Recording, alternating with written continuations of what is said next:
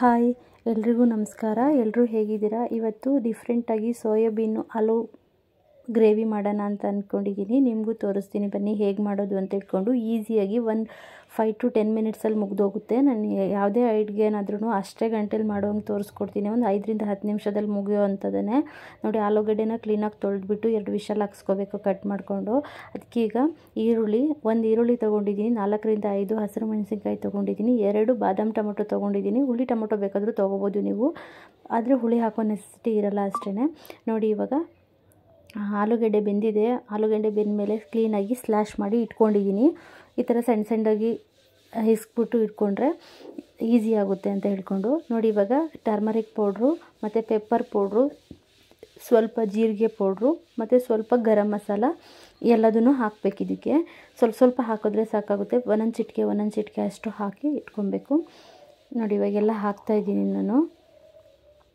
ಸ್ವಲ್ಪ ಹಾಕ್ಬಿಟ್ಟು ಅದನ್ನು ಸ್ವಲ್ಪ ಕಲಸ್ದಂಗೆ ಮಾಡಿ ಇಟ್ಕೊಬೇಕು. ನೋಡಿ, ಇಲ್ಲಿ ಸೈಡಲ್ಲಿ ಒಂದು ಬೌಲಲ್ಲಿ ಸ್ವಲ್ಪ ಸೋಯಾಬೀನ್ನ ನೆನೆಸಿ ಇಟ್ಕೊಂಡಿದ್ದೀನಿ. ತಣ್ಣೀರಲ್ಲಾದ್ರೂ ನೆನೆಸ್ಬೋದು, ಬಿಸಿನೀರಲ್ಲಾದರೂ ನೆನೆಸ್ಬೋದು.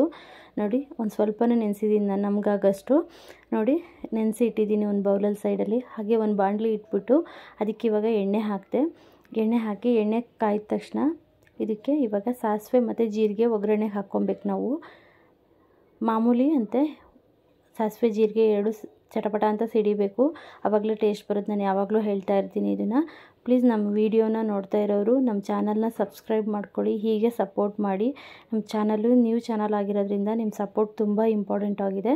ಹಾಗಾಗಿ ಪ್ಲೀಸ್ ನನ್ನ ಚಾನಲ್ನ ಸಬ್ಸ್ಕ್ರೈಬ್ ಮಾಡಿಕೊಂಡು ಸಪೋರ್ಟ್ ಮಾಡಿ. ಪ್ಲೀಸ್ ನಿಮ್ಮ ಫ್ರೆಂಡ್ಸು ಫ್ಯಾಮಿಲಿಗೆ ಶೇರ್ ಮಾಡಿ. ನೋಡಿ, ಅದೆಲ್ಲ ಹಾಕಾದ್ಮೇಲೆ ಮೆಣಸಿನ್ಕಾಯಿ ಹಾಕಿದೆ. ಮೆಣಸಿನ್ಕಾಯಿ ಹಾಕಾದ್ಮೇಲೆ ಆನಿಯನ್ ಹಾಕಿದ್ದೀನಿ. ಇವಾಗ ಈರುಳ್ಳಿ ಹಾಕ್ಕೊಂಡು ಕ್ಲೀನಾಗಿ ಫ್ರೈ ಮಾಡ್ಕೋಬೇಕು, ಹೊಂಬಣ್ಣ ಬರೋವರೆಗೂ. ನೋಡಿ, ಕ್ಲೀನಾಗಿ ಫ್ರೈ ಮಾಡಿದಷ್ಟು ಟೇಸ್ಟಾಗಿ ಬರುತ್ತೆ. ಏನೋ ಒಂಥರ ಡಿಫ್ರೆಂಟಾಗಿರಲಿ ಅಂತ ಟ್ರೈ ಮಾಡಿದೆ. ಇವಾಗ ಉದ್ದಿನಬೇಳೆ ಹಾಕ್ಕೊಂಡಿದ್ದೀನಿ. ಕಡಲೆಬೇಳೆ ಬೇಕಾದರೂ ನೀವು ಹಾಕ್ಕೊಬೋದು. ನಾನು ಕಡಲೆಬೇಳೆ ಹಾಕಲಿಲ್ಲ. ಉದ್ದಿನಬೇಳೆನ ಈರುಳ್ಳಿಗೂ ಫಸ್ಟೇ ಕೂಡ ಹಾಕ್ಕೋಬೋದು. ನಾನು ಈರುಳ್ಳಿ ಹಾಕಾದ್ಮೇಲೆ ಸ್ವಲ್ಪ ಮರ್ತೋಯ್ತು, ಹಾಗಾಗಿ ಈರುಳ್ಳಿ ಹಾಕಾದ್ಮೇಲೆ ಹಾಕಿದೆ. ಇವಾಗ ಟೊಮೊಟೊ ಹಾಕಿದೆ. ನೋಡಿ, ಟೊಮೊಟೊ ಕ್ಲೀನಾಗಿ ಟೊಮೊಟೊ ರಸ ಎಲ್ಲ ಬಿಡಬೇಕು, ರೆಡ್ ಕಲರ್ದು. ಒಂದು ಸ್ವಲ್ಪ ಉಪ್ಪು ಹಾಕ್ಕೊಂಡು ಚೆನ್ನಾಗಿ ಬೇಯಿಸ್ಕೋಬೇಕು. ಟೊಮೊಟೊನ ಮುಚ್ಚಳ ಮುಚ್ಚಿ ಬೇಯಿಸ್ಕೊಬೇಕು. ಇವಾಗ ಕರಿಬೇವು ಹಾಕ್ತೀನಿ. ನೋಡಿ, ಕರಿಬೇವು ಹಾಕ್ಬಿಟ್ಟು ಕ್ಲೀನಾಗಿ ತಿರುಗಿಸಿ ಒಂದು 2ರಿಂದ 3 ನಿಮಿಷ ಮೀಡಿಯಮ್ ಫ್ಲೇಮಲ್ಲಿ ಇಟ್ಟು, ನೋಡಿ ಉಪ್ಪು ಹಾಕಿದೆ, ಮೀಡಿಯಮ್ ಫ್ಲೇಮಲ್ಲಿಟ್ಟು ಕ್ಲೀನಾಗಿ ಬೇಯಿಸ್ಕೋಬೇಕು. ನೋಡಿ, ಈ ಥರ ಕ್ಲೀನಾಗಿ. ನೋಡಿ ಎಷ್ಟು ಚೆನ್ನಾಗಿ ಕುದಿ ಬಂದು ಅದು ಟೊಮೊಟೊದು ರಸ ಎಲ್ಲ ಎಣ್ಣೆಗೆ ಬಿಟ್ಟಿದೆ ಅಂತ. ಇವಾಗ ತುಂಬ ಟೇಸ್ಟಾಗಿ ಬರುತ್ತೆ. ಮಾಮೂಲಿ ಟೊಮೊಟೊ ಗೊಜ್ಜು ಮಾಡ್ತಿರಲ್ಲ ಅದೇ ಥರನೇ ಮಾಡೋದು ಇದುವರೆಗೂ ಪ್ರೊಸೀಜರು. ನೋಡಿ, ಇವಾಗ ಸೋಯಾಬೀನ್ ಸೇರಿಸ್ಕೊಂಡೆ. ಸೋಯಾಬೀನು ಸ್ವಲ್ಪ ನೆಂದು ಸಾಫ್ಟಾಗಿರುತ್ತೆ ಮತ್ತು ಇದಕ್ಕೆ ಹಾಕಿದಾಗ ದಪ್ಪ ಊದುತ್ತೆ. ನೀವೇ ನೋಡಿ ಇವಾಗ ಎಷ್ಟು ಬೇಗ ದಪ್ಪ ಊದ್ಕೊಳ್ಳುತ್ತೆ ಅಂತ. ಸೋಯಾಬೀನು ಹೆಲ್ತ್ಗೆ ತುಂಬ ಒಳ್ಳೆಯದು ಮತ್ತು ಡಯಟ್ ಕೂಡ ಹೌದು. ಅದು ತುಂಬ ಪ್ರೋಟೀನ್ ಇರುತ್ತೆ ಇದರಲ್ಲಿ. ತಿನ್ನೋದ್ರಿಂದ ತುಂಬ ಮಕ್ಕಳಿಗೆ, ದೊಡ್ಡವ್ರಿಗೆ ಎಲ್ರಿಗೂ ಒಳ್ಳೆಯದು ಇದು. ಆವಾಗವಾಗ ಇದು ಏನಂದರೆ ಬಾತ್ಗೆ ಅಥವಾ ಗ್ರೇವಿ ಈ ಥರ ಎಲ್ಲ ನಾನು ಮಾಡ್ತಾಯಿರ್ತೀನಿ. ನೀವು ಕೂಡ ಯೂಸ್ ಮಾಡಿ ನೋಡಿ ಎಷ್ಟು ಹೆಲ್ತ್ ಬೆನಿಫಿಟ್ ಇರುತ್ತೆ ಇದರಲ್ಲಿ ಅಂತ. ಕೆಲವೊಂದು ವಸ್ತುಗಳು ತುಂಬ ಹೆಲ್ತ್ ಬೆನಿಫಿಟ್ ಇರುತ್ತೆ, ಬಟ್ ನಾವು ಯೂಸ್ ಮಾಡೋಕ್ಕಾಗಲ್ಲ. ಯಾಕೆಂದರೆ ರೇಟ್ ಜಾಸ್ತಿ ಇರುತ್ತೆ, ಒಂದೊಂದು ನಾವು ಇರೋ ಭಾಗದಲ್ಲಿ ಸಿಗಲ್ಲ, ಆ ಥರ ಎಲ್ಲ ಇರುತ್ತೆ. ಏನು ಮಾಡೋಕ್ಕಾಗಲ್ಲ, ಸಿಕ್ಕಿದಾಗ ಅದನ್ನು ಯೂಟಿಲೈಸ್ ಮಾಡ್ಕೊಬೇಕು ನಾವು ಅಷ್ಟೇ. ನೋಡಿ, ಇದನ್ನು ಹಾಕಿದ್ದೀನಿ. ಇವಾಗ ಅಲ್ಲಿ ಕಲಸಿಟ್ಕೊಂಡಿದ್ನಲ್ಲ ಇದು ಆಲೂಗಡ್ಡೆನ, ಅದನ್ನು ಇದಕ್ಕೆ ಹಾಕಿ ಮಿಕ್ಸ್ ಮಾಡ್ತೀನಿ. ಇವಾಗ ಈಸಿಯಾಗಿ ಆಗೋಗುತ್ತೆ.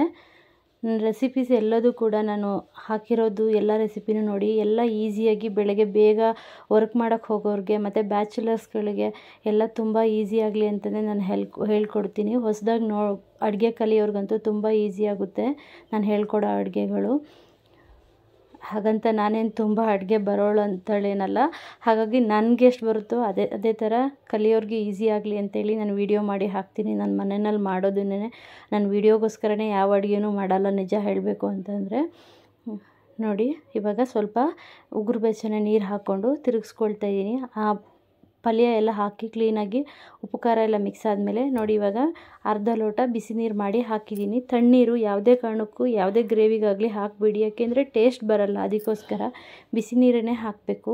ನೋಡಿ, ಹಾಕಿ ಇವಾಗ ತಿರುಗಿಸ್ಬೇಕು ಕ್ಲೀನಾಗಿ 1-2 ರೌಂಡು. ತಳ ಹಿಡಿಯುತ್ತೆ ನೋಡಿಕೊಂಡು, ಯಾಕೆ ಆಲೂಗಡ್ಡೆ ಹಾಕಿರೋದ್ರಿಂದ ಮಧ್ಯದಲ್ಲಿ ಸ್ವಲ್ಪ ಶುಂಠಿ ಬೆಳ್ಳುಳ್ಳಿ ಪೇಸ್ಟ್ ಬೇಕು ಅಂದರೆ ಹಾಕ್ಕೊಳ್ಳಿ. ನಾನು ಹಾಕಿಲ್ಲ ಶುಂಠಿ ಬೆಳ್ಳುಳ್ಳಿ ಪೇಸ್ಟು. ಯಾಕೆ ಶುಂಠಿ ಬೆಳ್ಳುಳ್ಳಿ ಹಾಕೋದ್ರಿಂದ ಆಲೂಗಡ್ಡೆನೇ ವಾಯು, ಅದು ಹಾಕೋದ್ರಿಂದ ಸ್ವಲ್ಪ ಗ್ಯಾಸ್ಟ್ರಿಕ್ ಥರ ಆಗುತ್ತೆ ಅಂತ ನಾನು ಹಾಕಲಿಲ್ಲ ಒನ್ ಟೈಮ್ಗೆಲ್ಲ. ಹಾಗಾಗಿ ನಾನು ಹಾಕೋಕ್ಕೆಲ್ಲ ಹೋಗಲ್ಲ. ನೋಡಿ ನಾನು ಹಾಕಿಲ್ಲ, ಆದ್ರೂ ತುಂಬ ಟೇಸ್ಟಿಯಾಗಿ ಬಂದಿತ್ತು. ನಾನು ಯಾವ ಅಡುಗೆ ಮಾಡಿ ಟೇಸ್ಟ್ ಅನಿಸುತ್ತೆ ಅದನ್ನ ಮಾತ್ರ ವೀಡಿಯೋದಲ್ಲಿ ಅಪ್ಲೋಡ್ ಮಾಡ್ತೀನಿ. ಸುಮ್ಮನೆ ಎಲ್ಲ ಮಾಡೋಕ್ಕೆ ಹೋಗಲ್ಲ. ಯಾಕೆ ಟ್ರೈ ಮಾಡಿದವರಿಗೆ ಅದೊಂದು ಟೇಸ್ಟ್ ಸಿಗಬೇಕು. ನೋಡಿ ಇವಾಗ ಕೊತ್ತಂಬರಿ ಸೊಪ್ಪು ಹಾಕಿದೆ. ನೋಡಿ ಎಷ್ಟು ಚೆನ್ನಾಗಿ ಕುದಿ ಬಂತು ಅಂತ ನೋಡಿ. ಇವಾಗ ಕುದಿ ಬಂದಾದಮೇಲೆ ಕೊತ್ತಂಬರಿ ಸೊಪ್ಪು ಹಾಕಿ ಫುಲ್ ತಿರುಗಿಸಿ ರೆಡಿ ಆಗೋಗುತ್ತೆ ಗ್ರೇವಿ. ನಾನಿವತ್ತು ಇದ್ರ ಜೊತೆ ಪೂರಿ ಮಾಡಿದ್ದೆ. ಪೂರಿನೂ ಕೂಡ ಅಷ್ಟೇ, ಮಾಮೂಲಿ ಪೂರಿ ತಿನ್ನೋಕ್ಕೆ ಇಷ್ಟ ಆಗಲ್ಲ ಅಂದ್ಕೊಂಡು ನಾನು ಗೋಧಿ ಹಿಟ್ಟು ಮತ್ತು ರಾಗಿ ಹಿಟ್ಟು, ಸ್ವಲ್ಪ ಜೋಳದ ಹಿಟ್ಟು ಮೂರೂ ಮಿಕ್ಸ್ ಮಾಡಿ ಪೂರಿ ಕಲಿಸ್ಕೊಂಡು ಪೂರಿ ಮಾಡಿದ್ದೆ. ತುಂಬ ಟೇಸ್ಟಾಗಿ ಬಂದಿತ್ತು. ನೀವು ಒಂದು ಸತಿ ಬೇಕಾದರೆ ಆ ಪೂರಿನ ಈ ಥರ ಮಾಡಿ ತಿಂದು ನೋಡಿ. ಯಾಕೆಂದರೆ ಪ್ಲೈನ್ ಗೋಧಿ ಹಿಟ್ಟಲ್ಲಿ ಮೈದಾ ಹಿಟ್ಟಲ್ಲಿ ಮಾಡಿ ತಿಂದಿರ್ತೀರ. ಈ ಥರ ಎಲ್ಲ ಹಿಟ್ಟನ್ನು ಮಿಕ್ಸ್ ಮಾಡಿ ಏನೋ ಒಂದು ಟ್ರೈ ಮಾಡಬೇಕು ಅಂತ ಮಾಡಿ ಎಷ್ಟು ಚೆನ್ನಾಗಿ ಬರುತ್ತೆ. ಅಡುಗೆ ಮನೆಯಲ್ಲಿ ನಿಂತು ಪ್ರೀತಿಯಿಂದ ಅಡುಗೆ ಮಾಡಿದ್ರೆ ಎಲ್ಲ ಅಡುಗೆನೂ ಟೇಸ್ಟಾಗೇ ಬರುತ್ತೆ. ನೋಡಿ ತುಂಬ ಟೇಸ್ಟಾಗಿತ್ತು ಪೂರಿ ಮಾತ್ರ. ನೀವೊಂದು ಸತಿ ಟ್ರೈ ಮಾಡಿ ನೋಡಿ. ಇದನ್ನು ನಾನೇನು ರೆಸಿಪಿ ಹಾಕೋದಕ್ಕೆ ಹೋಗಲ್ಲ, ಎಲ್ಲರ ಮನೆಯಲ್ಲೂ ಹಸಿ ಹಿಟ್ಟುಗಳು ಇರುತ್ತೆ. ಕಲಿಸ್ಬೇಕಾದ್ರೆ ಅದನ್ನು ಮಿಕ್ಸ್ ಮಾಡ್ಕೊಂಡು ಕಲಿಸ್ಕೊಳ್ಳಿ ಅಷ್ಟೇ. ನೋಡಿ ಇವಾಗ ಗ್ರೇವಿ ರೆಡಿ ಆಯಿತು.